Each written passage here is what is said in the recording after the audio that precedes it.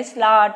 Jain TV நேயர்களுக்கு என் அன்பான வாழ்த்துக்கள். இந்த நாளில் உங்களை சந்திப்பதில் நான் மிகவும் மகிழ்ச்சி அடைகிறேன். நீங்கள் அனைவரும் சுகமாக இருப்பீர்கள் என்று கடவுள் கிருபையால் நம்புகிறேன். இந்த நேரத்தில் நாம் தெரிந்து கொள்ளப்பட்ட தலைப்பு என்னவெனில், தேவனால் கூடாத காரியம் ஒன்று உண்டோ, கர்த்தரால் ஆகாத காரியம் உண்டோ என்ற வார்த்தையின் பிரகாரம், இந்த தலைப்பை பிரகாரம் இன்றைக்கு நாம் பேச போகிறோம். இதை பற்றி தியானிக்க போகிறோம். கர்த்தராகிய ஆண்டவர் ஆதியாகம புஸ்தகம் 18ஆம் அதிகாரத்திலே ஆபிரகாமுக்கு இந்த வார்த்தை சொல்லப்படுகிறார். 18:14 கர்த்தரால் ஆகாத காரியம் உண்டோ என்ற வார்த்தை பிரகாரம் எதுக்கு இந்த வார்த்தை சொல்லப்பட்டிருக்கிறார் என்பதை நாம் தியானிப்போம்.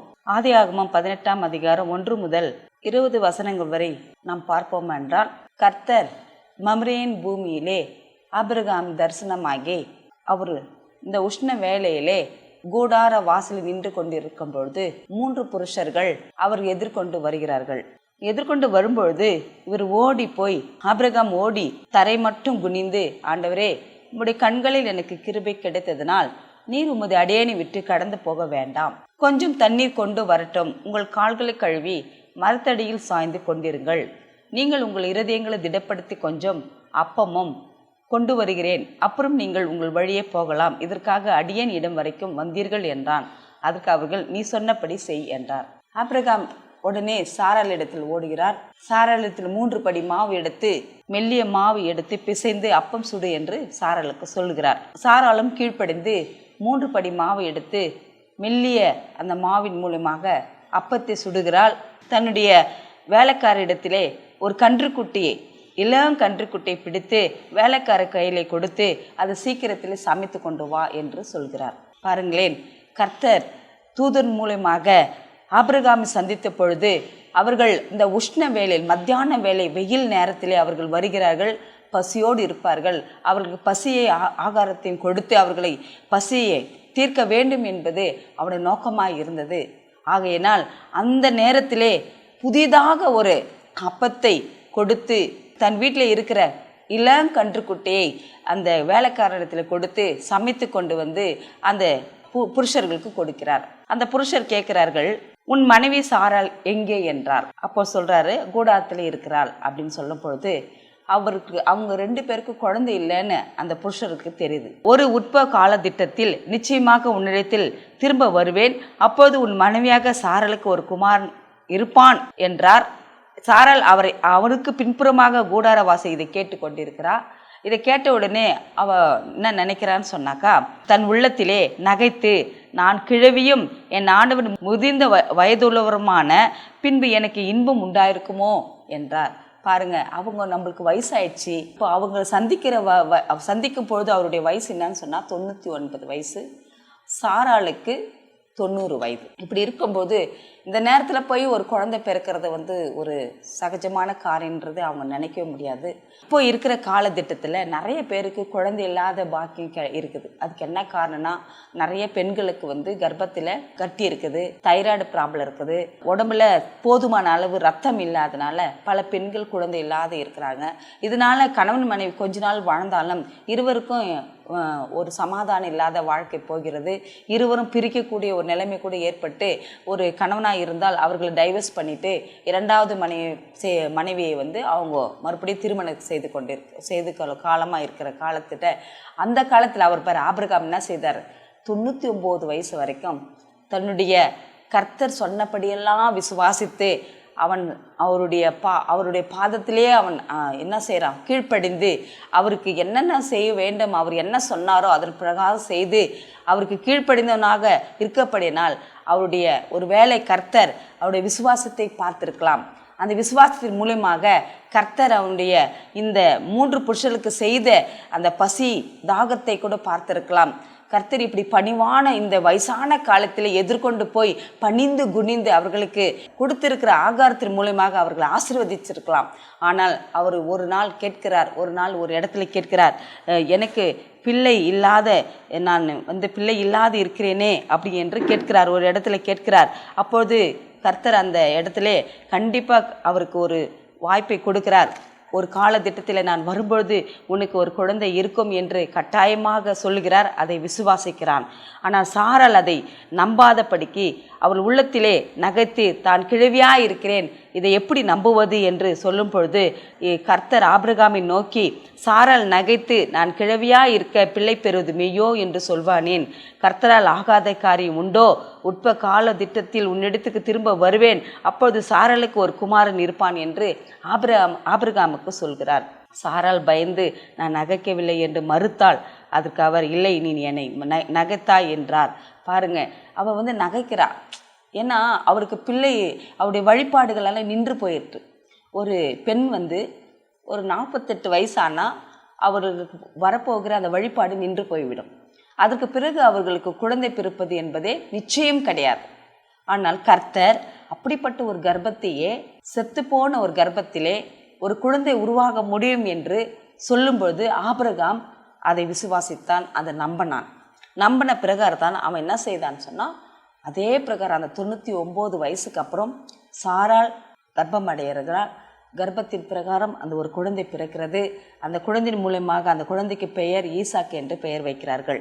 ஆதியாகமம் 18ஆம் அதிகாரம் 18வது வசனத்திலே கர்த்தர் சொல்கிற ஒரு வார்த்தை என்னன்னு சொன்னால், நான் செய்ய போகிறதை ஆபிரகாமுக்கு மறைப்பேனோ, நான் செய்ய போகிறதை ஆபிரகாமுக்கு மறைப்பேனோ. கர்த்தர் ஆபிரகாமுக்கு சொன்னதை நிறைவேற்றும்படியாய் அவன் தன் பிள்ளைகளுக்கு தனக்கு பின்வரும் தன் வீட்டாருக்கும் நீங்கள் நீதியும் நியாயத்தையும் செய்து கர்த்தருடைய வழியை காத்து நடவுங்கள் என்று கட்டளிடுவான் என்பதை அறிந்திருக்கிறேன் என்றார். பாருங்க, அவன் அவனுக்கு ஒரு குழந்தை கொடுக்க வேண்டும் என்று கர்த்தர் தீர்மானித்திருக்கிறார். அந்த ஆதியாகமம் 18ஆம் அதிகாரம் 19வது வசனத்திலே அவர் ஒரு வார்த்தையை சொல்கிறார். தனக்கு பின்வரும் தன் வீட்டாருக்கும் நீங்கள் நீதியும் நியாயத்தையும் செய்து கர்த்தருடைய வழியை காத்து நடவுங்கள் என்று கட்டளிடுவான். யார் சொல்வான்? ஆபிரகாம் அந்த குடும்பத்தாருக்கு சொல்லுவான். அப்படி என்பதை கர்த்தர் அறிந்திருக்கிறார். ஆகையினால் அவருக்கு குழந்தை பேரு கொடுக்க வேண்டும் என்று கர்த்தர் நிச்சயமாக அவர் திட்டமிட்டுள்ளார். பாருங்க, குறித்திருந்த காலத்திலே அவருக்கு ஒரு குழந்தை உருவாகிறது. அந்த குழந்தைக்கு ஈசாக்கு என்று பெயரிட்டு அந்த ஈசாக்கு மூலியமாக பல சந்ததிகள் உருவாக்கப்படுகிறது. பாருங்க, 99 வயசில் யாருக்கும் குழந்தை பிறக்கணும் யாருமே சொல்ல முடியாது, யாருமே இதை நம்ப முடியாது. ஆனால் ஆபிரகாம் அவர் கொடுப்பார். வானத்தை நட்சத்திரம் போல உன் சந்ததியை பெருக பண்ணுவேன், பூமியை தூளை போல உன் சந்ததியை பெருக பண்ணுவேன் சொன்ன வாக்கு தத்தத்தை மாறாதவர், மறக்காதவர். அவர் அந்த வார்த்தையை சொன்ன பிரகாரம் ஆபிரகாம் விசுவாசித்தான், ஈசாக்கை பெற்றெடுத்தான். ஆம் பிள்ளைகளே, நாமளும் தேவனை நம்புவோம், விசுவாசிப்போம். நம்மளுக்கு ஒரு வேளை குறைகள் இருக்கலாம், அது ஒரு வேளை தாமதித்தாலும் நம் தேவன் நம்மளை வெட்கப்படாதபடிக்கு நிச்சயமாக ஒரு காலம் திட்டத்தை வைத்திருப்பார். அந்த காலம் திட்டம் நிறைவேறும் அளம் நாம் பொறுமையோடு அவர் சமூகத்தில் காத்திருப்போம். இது ஆதியாம் புஸ்தகத்திலே, அதாவது ஆதாம் ஏவாள், அதுக்கப்புறம் நோவா வராங்க, அதுக்கப்புறம் இப்போ ஆபிரகாம் இருக்கிறார். ஆபிரகாம் கொடுத்திருக்கிற இந்த அதிசயமான ஒரு காரியத்தை நாம் பார்க்கும்போது நாம் அவரை போல விசுவாசித்து அவரை போல நம்பி கண்டிப்பாக அவரை நம்பினால் ஒருபோதும் நம்மளை வெட்கப்பட்டு போக விட மாட்டார். அடுத்தபடியாக இன்னொரு ஒரு ஃபேமிலியை பார்க்க போகிறோம். லூக்கா எழுதின சுவிசேஷம் 1ஆம் அதிகாரம் 5வது வசனத்திலே, யூதேயா தேசத்தின் ராஜாவாகிய ஏரோதின் நாட்களில் அபியா என்னும் ஆசாரிய வகிப்பில் சகரியா என்னும் பேர் கொண்ட ஆசாரியன் ஒருவன் இருந்தான். அவன் மனைவி ஆரோனுடைய குமார்த்திகள் ஒருத்தி, அவள் பேர் எலிசபெத். இங்கே யாரை பார்க்கிறோம் சொன்னால் சகரியா, எலிசபெத். அவர்கள் எப்படிப்பட்டவர்களாக இருந்தார்கள் என்பது லூக்கா எழுதின சுவிசேஷம் 1ஆம் அதிகாரம் 6வது வசனத்திலே, அவர்கள் இருவரும் கர்த்தரிட்ட சகல கற்பனைகளின்படியும் நியமங்களின்படியும் குற்றமற்றவர்களாய் நடந்து தேவனுக்கு முன்பாக நீதியுள்ளவர்களாய் இருந்தார்கள். பாருங்க, அவர்கள் எப்படி இருந்தாங்க? கர்த்தரிடத்தில் கற்பனைகளையும் படியும் நியமங்களின் படியும் குற்றமற்றவர்களாய் நடந்து தேவனுக்கு முன்பாக நீதி உள்ளவர்களாய் இருந்தார்கள். ஆனாலும் இவர்களும் வயது சென்றவர்கள் தான். இவர்களும் ரொம்ப வயது சென்று இவர் என்ன பணி செய்து கொண்டிருக்கிறான்னு சொல்லி பார்த்தா, தேவ ஆலயத்திலே தூபம் காட்டுகிற சீட்டை பெற்று பணிபுரிந்து வருகிறார். அந்த தேவ சந்நிதியத்தில் இப்படிப்பட்ட ஒரு பணி செய்யும் பொழுது ஒரு நாள் தேவதூதன் அவருடைய அந்த தூபம் காட்ட வேலையிலே அவருக்கு முன்பாக தோன்றி அவரை ஒரு ஒரு வார்த்தை சொல்கிறார். தேவதூதன் அவனை நோக்கி 13வது வசனத்தில் 1:13 சகரியாவே பயப்படாதே, உன் வேண்டுதல் கேட்கப்பட்டது, உன் மனைவியாக எலிசபெத்து உனக்கு ஒரு குமாரனை பெறுவாள், அவனுக்கு யோவான் என்று பெயரிடுவாயாக. பாருங்க, அவன் வயது சென்றிருக்கிறான், தேவனுடைய சன்னிதானத்திலே தூப காட்டுகிற ஒரு வேலையை பெற்றிருக்கிறான். அவன் ஒவ்வொரு நாளும் கண்டிப்பாக தனக்கு குழந்தை இல்லை என்று வேண்டுதல் செய்திருப்பான். அதனால தான் தேவதூதன் வந்து என்ன சொல்கிறாரு, உன் வேண்டுதல் கேட்கப்பட்டது அப்படின்னு சொல்கிறார். உன் வேண்டுதல் கேட்கப்பட்டது, உன் மனைவியாக எலிசபெத்துக்கு ஒரு குமாரனை பேர, அந்த குழந்தைக்கு பேர் என்ன வைக்கணுன்றதை தேவதூதன் சொல்கிறார், யோவான் என்று பேரிடுவாங்க. அப்போ அந்த குழந்தை எப்படி இருக்கும், அந்த நேரத்தில் நீ எப்படி இருப்ப, உனக்கும் சந்தோஷமும் மகிழ்ச்சியும் உண்டாகும், அவன் பிறப்பின் நிமித்தம் அநேக சந்தோஷப்படுவார்கள் அப்படின்னு அந்த குழந்தையை பற்றி அந்த தேவதூதன் சொல்கிறார். 15வது வசனத்திலே அவன் கர்த்தருக்கு முன்பாக பெரியவனாய் இருப்பான், திராட்சம் ரசமும் மதுவும் குடியான், தன் தாயின் வயிற்றில் இருக்கும் பொழுதே பரிசுத்த ஆவினால நிரப்பப்பட்டிருப்பான். பாருங்க, தன் தாயின் வயிற்றில் எப்படி அவன் பரிசுத்த ஆவினால் நிரப்பப்பட்டிருப்பான். இப்போ பழைய ஏற்பாடுல ஆதாம் ஏவாளுக்கு கொடுக்கப்பட்டிருக்கிற ஈசாக்கு 99 வயது ஆகும்போது ஆபிரகாமுக்கு 100 வயதிலே அந்த குழந்தை பிறக்கிறது. இங்கே இவர் வயது சென்றவர்களாக இருக்கிறார்கள் என்று போடப்பட்டிருக்கிறது. இவருக்கு அந்த குழந்தை எப்படிப்பட்ட குழந்தையா பிறக்கும் என்று சொல்கிறார் என்றால், பரிசுத்த ஆவினாலே நிரப்பப்பட்டிருக்கும். கருவில் உருவாகும் பொழுது என்னாவும் பரிசுத்த ஆவினாலே நிரப்பப்பட்டிருக்கும். அவன் இஸ்ரவேல் சந்ததியாரில் அநேகர் அவர்கள் தேவனாகி கர்த்தரில் திருப்புவான். மற்ற ஜனங்களை என்ன செய்வார், இஸ்ரவேல் சந்ததியார் எல்லாரையும் கர்த்தருக்கு திரும்புகிற அந்த காரியத்தை செய்வான் என்பதை அந்த தேவதூதன் சொல்கிறான். பிதாக்களுடைய இருதயங்களை பிள்ளைகளிடத்திற்கும் கீழ்ப்படியாதவர்கள் நீதிமான்களுடைய ஞானத்திற்கும் திருப்பி உத்தமமான ஜனத்தை கர்த்தருக்கு ஆயத்தப்படுத்தும்படியாக அவன் எலியாவின் ஆவியும் பலம் உடையவனாய் அவருக்கு முன்னே நடப்பான். பாருங்க, எலியாவின் ஆவி எப்படி அதிசயம் அற்புதம் செய்தச்சோ அந்த மாதிரி ஒரு பலமுள்ள ஆவி அவனுக்குள்ள இருக்கும் அப்படின்னு தேவதூதர் வந்து அந்த குழந்தையை பற்றி பிறகாத்துக்கு முன்னே, அந்த குழந்தை யோவான் ஆகிய குழந்தை பிறகாத்துக்கு முன்னே அவரை பற்றி சொல்லப்படுகிறது. அப்போ சகரியா கேட்கிறார், இதை நான் எதனால் அறிவேன், நான் கிழவனாய் இருக்கிறேன், என் மனைவி வயது சென்றவளாக இருக்கிறார் அப்படின்னு தேவதூதர்கிட்ட கேட்கிறார். அப்போ அவர் என்ன சொல்றாரு, தேவதூதன் அவனுக்கு பிரதியுத்தரமாக, நான் தேவ சன்னிதானத்தில் நிற்கிற காப்ரியேல் என்பவன், உன்னுடன் அறிவிக்கவும் அனுப்பப்பட்டு வந்தேன். இதோ தகுந்த காலத்திலே நிறைவேற போகிற என் வார்த்தைகளை நீ விசுவாசியாதபடியினாலே இவர்கள் சம்பவிக்கும் நாள் மட்டும் நீ பேசக்கூடாமல் ஊமையாயிருப்பான். பாருங்க, அவருக்கு ஒரு அடையாளத்தை கொடுத்து விட்டு போகிறார். அந்த குழந்தை பிறக்க வரைக்கும் நீ என்ன செய்யுது, ஊமையாக இருப்ப, இதுதான் உனக்கு அடையாளமாக கொடுத்து விட்டு போகிற. அதே போல் அவர் வந்து தூப காட்டுகிற பணியை முடித்து விட்டு தன் வீட்டுக்கு திரும்புகிறார். அதற்கு பிறகு ஒரு குழந்தை எலிசபெத்துக்கு கரு உருவாகி இருக்கும் பொழுது அவர் பேசாமல் அவர் வந்து அந்த ஒரு வேளை அவர் எலிசபெத்துக்கு நடந்த விஷயம் எல்லாத்தையும் தேவாலயத்தில் நடந்த எல்லா விஷயம் சொல்லியிருப்பார். எனக்கு அந்த தேவதூதர் வந்தார், இப்படி பேசினார், எனக்கு அதனால தான் என்னுடைய வாய் இப்படி இருக்குதுன்னு பலகையிலே ஒரு வேளை எழுதி காமிச்சிருப்பார். அப்போது அந்த எலிசபெத்து நம்பியிருப்பாங்க. நம்பி அவங்களுக்கு அந்த குழந்தை உருவாகினதை அவங்க விசுவாசித்திருப்பாங்க. இருவரும் ஒருமனப்பட்டாங்க. அந்த தேவ சமூகத்திலே ஒருமனப்பட்டதுனால தான் ஒரு சந்தேகம் இல்லாமல் எலிசபெத் என்ன செய்தார், தான் கருத்தரிக்க போகிறோம்ன்றத ஒரு வேளை விசுவாசித்திருக்கலாம். அதனால தான் அவர்களுக்கு அந்த கரு உருவாக்கி இருக்கலாம் என்று நாம் நம்பலாம். இப்படி அவர்கள் 5 மாதம் வரை அவர் வெளியே வராதபடிக்கு 6ஆம் மாதத்தில் வெளியே வந்து அவர் என்ன செய்கிறான்னு சொன்னால் மரியாளை சந்திக்க புறப்படுறார். இந்த லூக்கா சுவிசேஷத்தில் 2 நிகழ்வு ஏற்படுகிறது. ஒன்று, வயதான காலத்திலே ஒரு கரு உருவாக்குறது. இந்த இடத்துல மரியாளை தேவதூதன் சந்திக்கிறான். மரியாள் வந்து ஒரு கன்னி பெண். அந்த கன்னி பெண் இடத்துல வந்து மரியாள் இடத்துல வந்து மரியாளை கண்டு வாழ்த்துதல் சொல்கிறார். இந்த வாழ்த்தல் எப்படிப்பட்டதோ என்று பயப்படுகிறாள். அநேக பெண்கள் அந்த இடத்துல இருந்திருக்கலாம். அந்த இடத்துல இருக்கும்போது கர்த்தர் ஒருவேளை அவருடைய திட்டத்தின் பிரகாரம் மரியாளை தேர்ந்தெடுக்கிறார். மரியாளை தேர்ந்தெடுக்கும் பொழுது அங்கே வந்து மரியாளை வாழ்த்தி அவரை மரியாளை பயப்படாதே. லூக்கா 1:30 வசனத்திலே தேவதூதன் அவளை நோக்கி, மரியாளை பயப்படாதே, நீ தேவனிடத்தில் கிருபை பெற்றாய், இதோ நீ கர்ப்பவதியாகி குமாரனை பெறுவாய், அவருக்கு இயேசு என்று பெயரிடுவாயாக. இங்கே பாருங்க, இங்கே என்ன சொல்றாருன்னா, ஒரு கன்னிமரியாள் நிச்சயிக்கப்பட்ட, யோசேப்புக்கு நிச்சயிக்கப்பட்ட ஒரு மரியாள், அவளிடத்துல தேவதூதன் வருகிறான். தேவதூதன் வாழ்த்துதல் சொல்லி அவரை ஆசீர்வதித்து கிருபை பெற்றவளே வாழ்க எல்லாவற்றையும் சொல்லிவிட்டு அவர் கர்ப்பம் ஆகுவதை அவர் வெளிப்படையாக பேசுகிறார். பேசும்பொழுது அவளுக்கு பயம் உண்டாகிறது.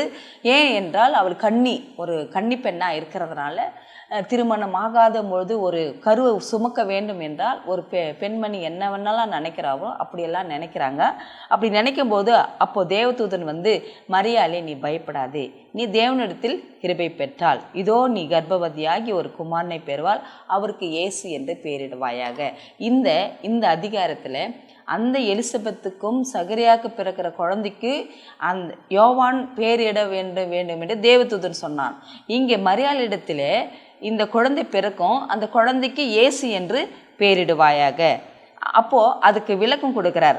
அவர் பெரியவராயிருப்பார், உன்னதமானவருடைய குமாரன் என்னப்படுவார், கர்த்தராகிய தேவன் அவருடைய பிதாவாகிய தாவீதின் சிங்காசனத்தை அவருக்கு கொடுப்பார், அவர் யாக்கோப்பின் குடும்பத்தார் என்றென்றுக்கும் அரசாளுவார், அவருடைய ராஜ்யத்துக்கு முடிவிராது என்றான். இப்படி பாருங்க, எத்தனை விஷயமா அவங்களுக்கு சொல்றாரு பாருங்க.